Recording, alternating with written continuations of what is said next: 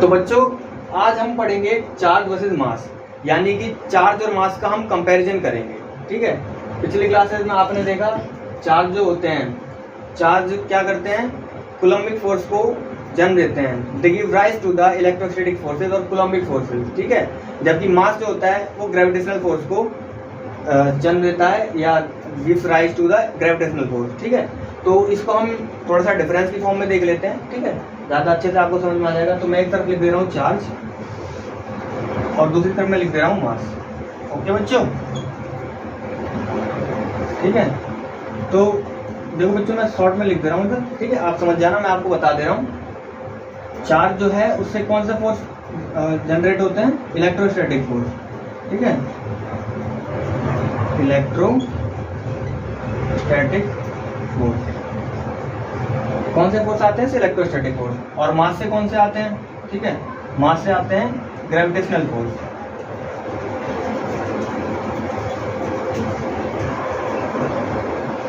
ठीक है, फॉर्मूला अगर लिखना चाहें आपका इलेक्ट्रोस्टैटिक फोर्स का क्या हो जाता है, F इक्वल टू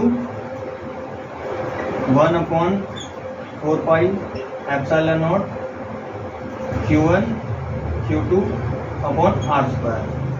R क्या होता है बच्चों, Q1 Q2 चार्ज होते हैं और R जो होता है उन दोनों के बीच का डिस्टेंस होता है। Okay, this epsilon not is the permittivity of free space. ठीक है, इसी तरीके से ग्रेविटेशनल फोर्स जो होता है वो क्या होता है,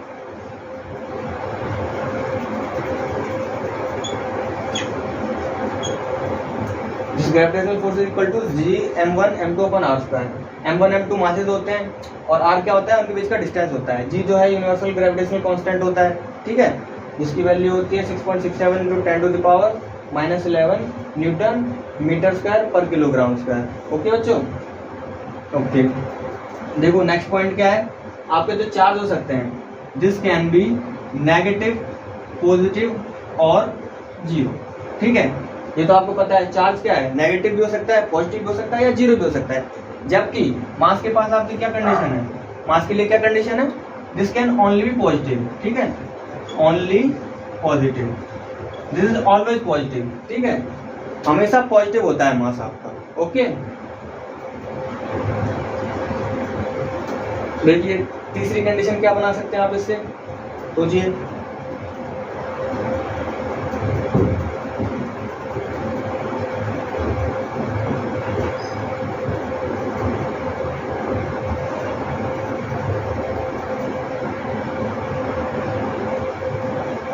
देखो मतलब चार्ज के लिए हमने क्या है, क्वांटाइजेशन पढ़ा है, आपने क्वांटाइजेशन का रूल पढ़ा है ना चार्ज के लिए, कि चार्ज जो है हमेशा क्वांटाइजेशन होता है, यानी इंटीग्रल मल्टीपल ऑफ जो इलेक्ट्रॉनिक चार्ज होता है वो होता है। ठीक है, तो चार्ज इज क्वांटाइज्ड, आपने पढ़ा है चार्ज क्या है, क्वांटाइज्ड होता है। ठीक है, जबकि मास के केस में अभी तक ऐसा कुछ भी डिस्कवर नहीं किया गया है। ठीक है, तो यहां हम लिख सकते हैं क्या, quantization of mass is, quantization of mass is not yet discovered. ठीक है, अभी तक ऐसा कुछ भी डिस्कवर नहीं किया, यानी कि ये भी बोल सकते हैं हम अभी तक देखो अगर नहीं हुआ है तो यानी कि ये जो है मास जो है क्वांटाइज नहीं होता, चार्ज क्वांटाइज होता है, मास क्वांटाइज नहीं होता है। ठीक है, अगला पॉइंट देखो हम क्या लिख सकते हैं बच्चों, आपने जो है 11th क्लास में रिलेटिविस्टिक इक्वेशन पढ़ी होगी एक आइंस्टाइन की। ठीक है, अगर नहीं पढ़ी तो मैं बता देता हूँ बच्चों। देखो लिख दिया था ना आपने बच्चों, मैं मिटा दे रहा हूँ, आप इसको बैक करके दोबारा लिख लेना अगर नहीं लिखा हो तो।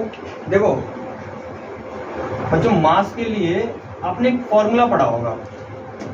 ठीक है, मास के लिए बच्चों आपने क्या है, एक फॉर्मूला पढ़ा होगा। क्या फॉर्मूला है मैं बताता हूँ। देखो कि जो मास होता है m, this is equal to m0 upon √1 - v² upon c²। ये वाला m क्या है बच्चों, ये है आपका रिलेटिविस्टिक मास, ये m0 क्या है, दिस इज रेस्ट मास। ठीक है, v क्या चीज़ है, v आपकी वेलोसिटी है, c जो है स्पीड ऑफ लाइट है, v जो है स्पीड ऑफ ऑब्जेक्ट है, c is the speed of light.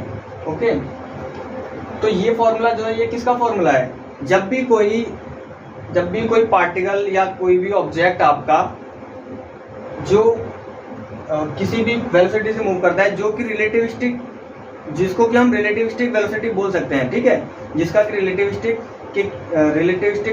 Velocity के कंपैरिजन में कुछ डेफिनाइट प्रोपोर्शन बन रहा है, ठीक है। तो क्या होता है बच्चों, जैसे जैसे वेलोसिटी बढ़ती जाती है, जैसे जैसे स्पीड बढ़ती जाती है पार्टिकल की, वैसे वैसे जो मास है वो भी इंक्रीज होता जाता है, ठीक है। जैसे कि आप यहाँ से फॉर्मूले से देख सकते हो, अगर सोच लो कि आपका जो पार्टिकल है उसकी स्पीड आपकी स्पीड ऑफ लाइट के इक्वल हो गई, यानी यहाँ पे आपने v को c रख दिया, v तो हो गया c square minus c square 1 minus 1 0 1/0 infinity. तो मास कितना हो जाएगा, इनफाइनाइट, यानी कि जैसे जैसे वेलोसिटी बढ़ती जाती है वैसे वैसे मास क्या है, बढ़ता जाता है, ठीक है। तो बच्चों यहाँ पर हम फिर से एक पॉइंट और लिख सकते हैं, ठीक है। मास के लिए क्या लिख सकते हैं, mass of an object increases, mass of an object increases with speed, ठीक है, यानी स्पीड बढ़ेगी तो मास बढ़ता है, जबकि चार्ज के केस में ऐसा कुछ भी नहीं है, ठीक है। Charge does not increase with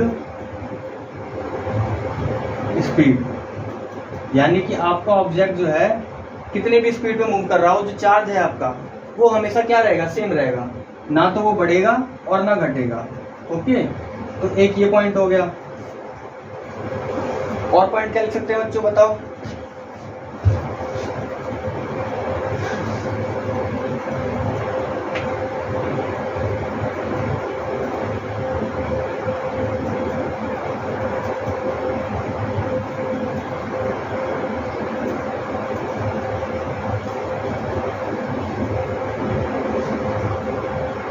pause करना।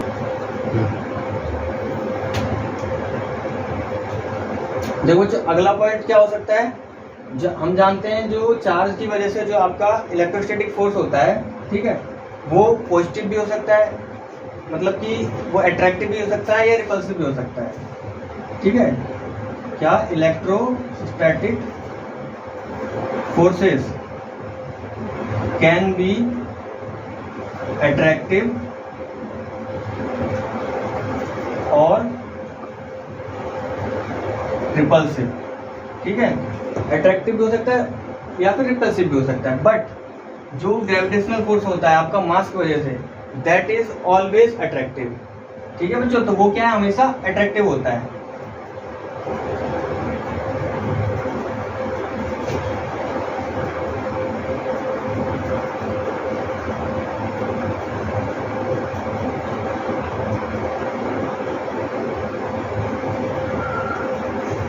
ठीक है बच्चों, तो इसका एक पॉइंट और लिख लेते हैं हम, ठीक है। देखो इसका नेक्स्ट एक और कंपैरिजन, एक और डिफरेंस क्या होता है इसके बीच में।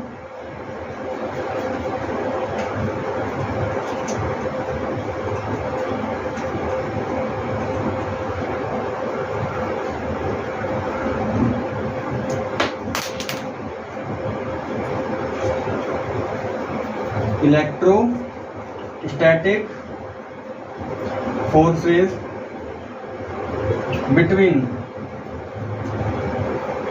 different charges may or may not cancel out, यानी कि जो आपका इलेक्ट्रोस्टैटिक फोर्सेस होते हैं दो चार्जेस के बीच में या दो से ज़्यादा चार्जेस के बीच में, वो कैंसिल आउट भी हो सकते हैं, यानी कि उनके जो फोर्स है वो जीरो भी आ सकता है, बट जो आपका ग्रेविटेशनल फोर्स होता है उसके केस में ऐसा कभी नहीं होगा, ठीक है। ग्रेविटेशनल फोर्सेस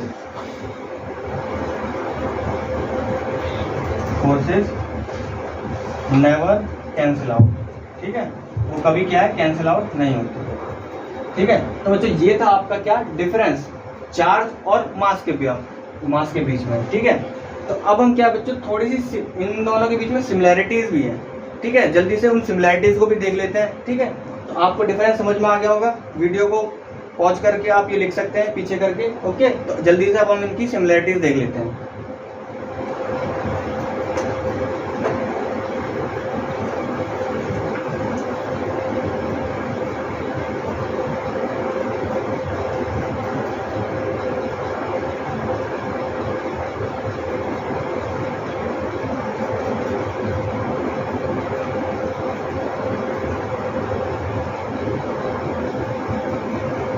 बच्चों सिमिलैरिटीज देखो, इसमें पहली सिमिलैरिटी दोनों के बीच में क्या है, देखो चार्ज और मास के बीच में जो दोनों से फोर्स होते हैं, ठीक है, कौन से, ग्रेविटेशनल फोर्स और इलेक्ट्रोस्टैटिक फोर्स, ठीक है, वो दोनों के दोनों ही सेंट्रल फोर्स होते हैं। ठीक है, both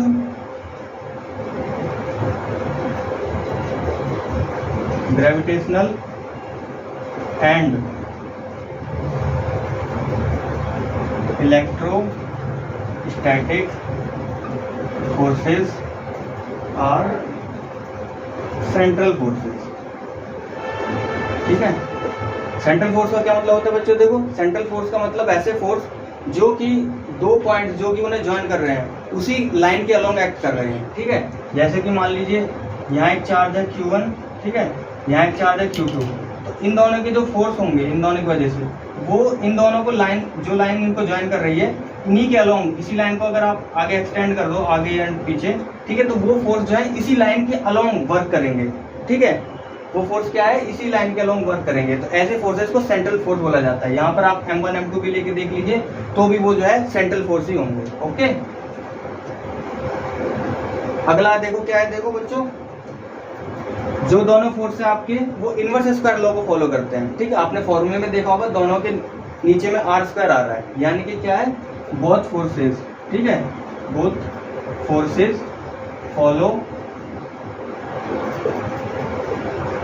inverse square law. Okay, inverse square law को फॉलो करता है, यानी कि जो F होता है that is inversely proportional to R square. ठीक है, वो R स्क्वायर के इनवर्सली प्रोपोर्शनल होता है।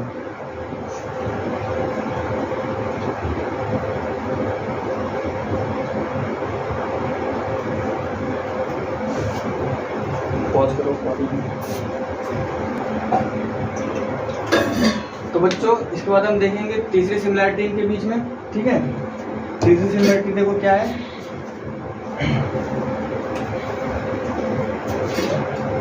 जो दोनों के दोनों फोर्स होते हैं, ठीक है, यानी इलेक्ट्रोस्टैटिक और इलेक्ट्रोस्टैटिक एंड ग्रेविटेशनल फोर्स, वो या तो चार्ज के प्रोडक्ट के या मास के प्रोडक्ट के प्रोपोर्शनल होते हैं। ठीक है, तो यानी कि क्या लिख सकते हैं हम, both forces are proportional to product of charges, यहाँ टू और लिख लीजिए, टू चार्जेस और मासेस। ओके, वो क्या होते हैं, या तो देखिए ये आपने फॉर्मूला में F जो है वो Q1 Q2 के डायरेक्टली प्रोपोर्शनल होता है इलेक्ट्रोस्टैटिक फोर्स में, और F जो है M1 M2 के डायरेक्टली प्रोपोर्शनल होता है ग्रेविटेशनल फोर्स के केस में। ठीक है, अगला जो आपकी सिमिलैरिटी है वो है कि आपके जो दोनों फोर्स होते हैं वो क्या होते हैं, कंजर्वेटिव होते हैं। ठीक है, कंजर्वेटिव का क्या मतलब है, यहाँ लिख देते हैं बोथ फोर्सेस आर कंजर्वेटिव। ठीक है, कंजर्वेटिव का मतलब होता है कि they do not depend on the path followed. ठीक है, यानी कि दे, या फिर जो वर्क डन होता है उनके ऊपर वो पाथ पर डिपेंड नहीं करता। द वर्क डन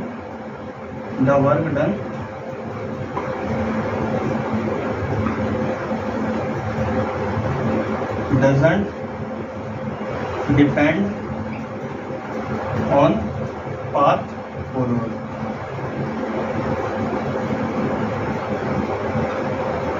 ठीक है, पाथ, इसका क्या मतलब है, देखिए बच्चों, जैसे कि आपको ये दो पॉइंट्स हैं A to B, ठीक है।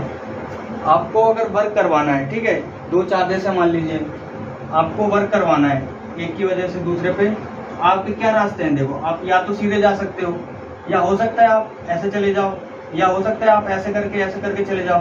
तो आप किसी भी रास्ते से जाओ, ठीक है, लेकिन वर्क डन जो है वो पाथ पे फॉलो नहीं करेगा, ठीक है, वो सिर्फ इनिशियल और फाइनल पॉइंट्स पर ही डिपेंड करता है। इस तरीके के जो फोर्सेज होते हैं इनको कंजर्वेटिव फोर्स बोला जाता है। ओके बच्चों, तो ये थी आपकी difference and similarities between charge and masses, ठीक है, और साथ ही इलेक्ट्रोस्टैटिक और ग्रेविटेशनल फोर्स के बीच में भी ये सिमिलैरिटीज को बताते हैं। ओके।